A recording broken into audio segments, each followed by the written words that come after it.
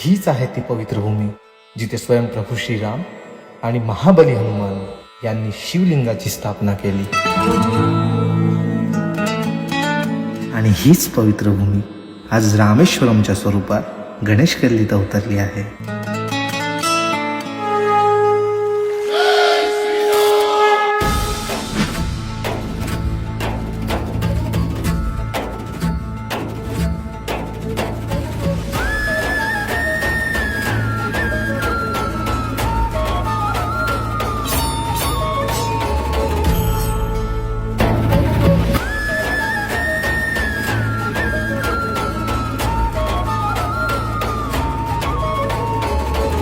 यावर्षी तुझ्या उत्सवाची विश्वविक्रमात नोंद झाली आणि तुला राजा का म्हणतात हे सर्वांना समजलं।